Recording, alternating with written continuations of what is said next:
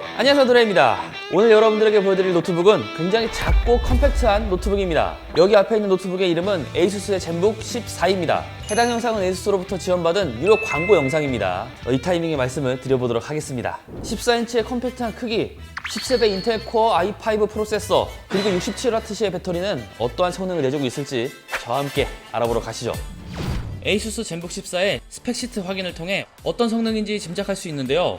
14인치 크기, 1.17kg의 무게, 10세대 인텔 코어 i5 1035G1, 67W 배터리, 에이수스 넘버패드 2.0, 그리고 윈도우 10 홈 정품이 탑재가 되어 있습니다. 스펙시트를 훑어봐도 컴팩트하고 가볍고 일반적인 사용 영역에선 무리가 없는 성능의 노트북이라는 것이 확인이 되고요. 디자인부터 확인해보면 이전 젠북 시리즈의 모습에서 큰 변화는 없습니다. 상판은 알루미늄 합금, 하판은 플라스틱을 사용했으며 마감 수준은 상당히 좋습니다. 각이 제대로 살아있어요.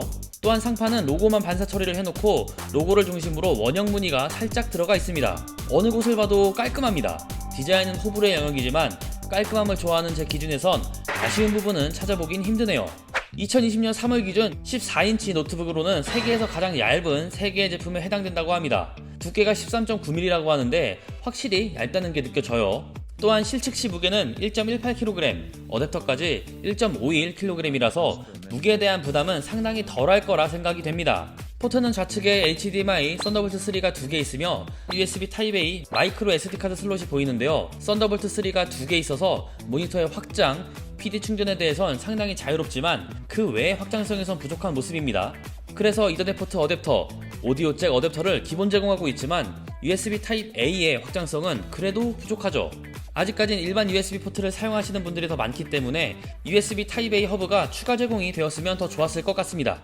베젤리스 디스플레이가 적용되어 요즘 트렌드를 따르기도 했고 안티글레어가 들어가 있어서 빛 반사를 방지하고 있는 모습이에요. 상단에 윈도우 젤로 기능을 사용할 수 있는 웹캠이 존재합니다. 얼굴을 등록하여 윈도우에 로그인이 가능한 기능이죠.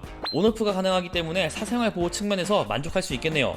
디스플레이 각도는 180도는 아니지만 불편함 없이 사용 가능한 수준까지 지원하며 에르고 리프트가 지원되어 화면을 열면 노트북 하판이 뜨는 구조입니다. 살짝 세워져서 타이핑 각도도 좋아지고 하판의 공기 흐름도 원활해지는 장점이 있겠죠. 하지만 내구성이 조금 약해질 수 있겠는데요. 다행히 힘껏 눌렀을 때 휘는 정도가 수긍되는 수준입니다. 샷건 치는 게 아니라면 문제는 없겠네요. 시야각은 측면으로 갈수록 흐려짐이 보입니다. 안티글레어 영향으로 보여지는데요. 물론 극단적으로 측면에서 사용하시는 분들은 없기 때문에 많은 사람들의 눈높이엔 전혀 문제가 없다고 할 수가 있고요. 사격대는 준수합니다. sRGB는 97%, 그 외 사격대도 70% 중반이 측정되기 때문에 모자람은 없는 사격대고요. 화면 밝기는 100% 시에 314 칸델라가 측정되었습니다. 역시나 모자람이 없는 밝기죠. 250 칸델라는 확실히 아쉬움이 느껴지지만 300 칸델라가 넘으면 밝은 패널이라는 느낌이 듭니다.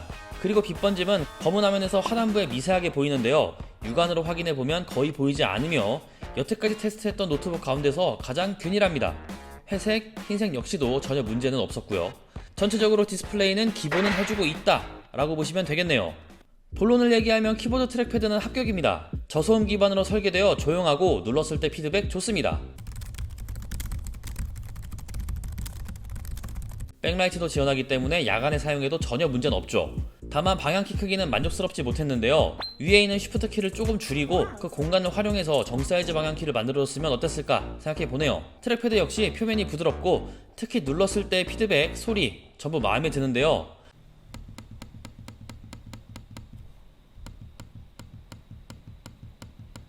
거기에 에이수스 넘버패드 2.0이 지원돼 트랙패드로 키패드 사용이 가능합니다. 우측 상단을 1초가량 눌러주면 온오프가 되고 생각보다 안정적인 입력이 가능하더라고요.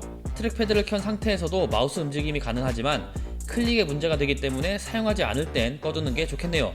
스피커는 하반 카돈을 사용했습니다. 일단 소리부터 들어보죠.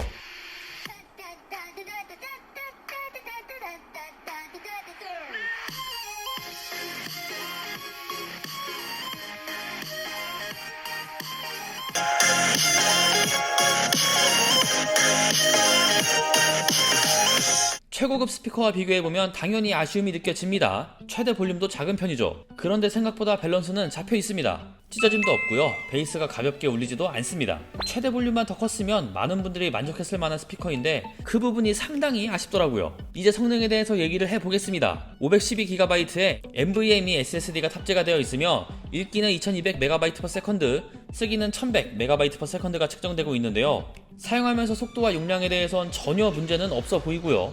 CPU의 성능은 i5 1035 지원이 4코어 8스레드 제품이거든요. 하지만 저전력 CPU라서 벤치마크 테스트 시에 한계는 느껴집니다. 시대벤치 기준 멀티코어가 1100점이 조금 넘었는데요. 반대로 싱글코어 점수는 생각보다 상당히 준수하죠. 시대벤치 초반을 넘어서면 온도가 높아지면서 팬이 돌고 스로틀링이 걸리는 모습이 확인되었습니다. 시대벤치 소프트웨어가 CPU를 과부하 상태로 만들면서 멀티코어 CPU 성능이 낮아진 것인데요. 실제로 2개 정도의 작업을 병행하는 것은 전혀 문제가 없어요. 하지만 대용량 압축 파일을 해제하면서 게임을 설치하면서 파일을 다운로드하는 멀티코어 환경에선 저전력 CPU의 아쉬움이 느껴집니다. 게임은 롤을 기준으로 FHD 가장 낮은 옵션으로 하위 1%는 38프레임, 평균 64프레임, 최대 84프레임을 보여주고 있기 때문에 캐주얼 게임 수준에선 화면 주사율을 생각해볼 때 플레이에 큰 문제는 없다고 할 수 있고요. 게임을 할 때나 팬 소음과 발열이 올라온다고 느낄 수 있는데요. 롤을 기준으로 측정해보면 소음은 50dB를 넘지 않으며 온도는 최대 59도까지 측정이 됩니다. 조용하며 낮은 온도는 맞지만 게이밍 퍼포먼스를 위한 용도는 아니기 때문에 이만큼이 나온다고 참고해주시면 되겠네요. 배터리 소모에 대해서 알아봐야겠죠. 배터리 절전 모드, 화면 밝기는 100%, 스피커 볼륨은 50%, 그리고 유튜브에서 풀 HD 컨텐츠를 시청했습니다. 어댑터 없이 100%에서 10%까지 7시간 30분이 지속 가능한 것으로 측정되었는데요.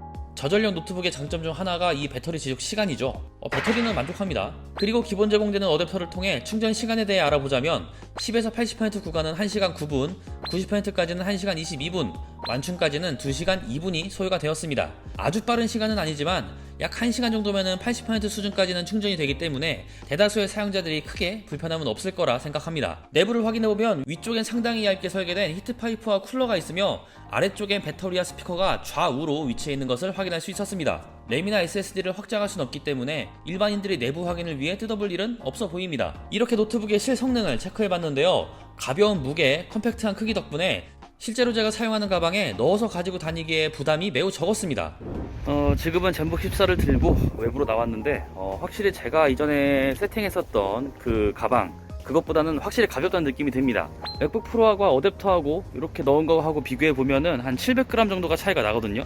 그렇기 때문에 그 700g의 차이, 실체감이 많이 납니다. 그 부분에 대해서는 확실히 가볍다, 뭐 이렇게 얘기를 할 수가 있을 것 같습니다. 외부에서 작업을 많이 하시는 분들이라면 배터리의 사용 시간에 대해서도 많이 따지실 건데요. 실제 외부에서 사용할 때에도 큰 걱정이 없습니다. CPU에 대해서 소모되는 전력이 상당히 적습니다. 외근이 잦은 분들이나 무거운 작업을 하지 않으면서 배터리가 오래 지속이 되어야 하는 분들에겐 만족스러운 퍼포먼스가 나올 거라 생각이 되네요.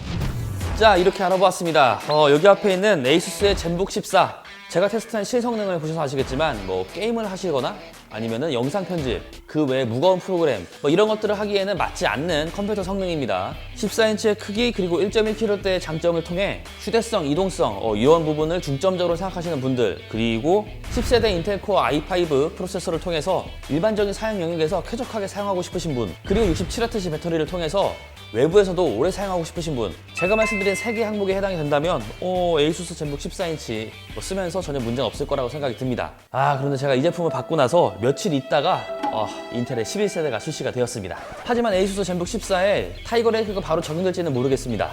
그렇기 때문에 현행 모델이 필요하시다면 제가 테스트한 영상을 꼼꼼하게 확인해 보시길 바라겠고요. 만약에 타이거 레이크를 기다린다, 그렇다고 하면은 조금만 더 그 추이를 지켜보시면 될 것 같습니다. 물론 저는 언제 출시가 되는지 알 수는 없습니다. 자, 이렇게 저와 함께 ASUS의 젠북 14에 대해서 알아보았습니다. 영상이 재밌었다면 구독과 좋아요 해주시는 것도 잊지 마시고요. 그러면 다음에 더 재미난 영상으로 찾아오겠습니다. 다음에 또 봐요. 안녕. 사실 젠북은 ASUS 간판 모델이죠. 그래서 12세대는 언제 나옵니까?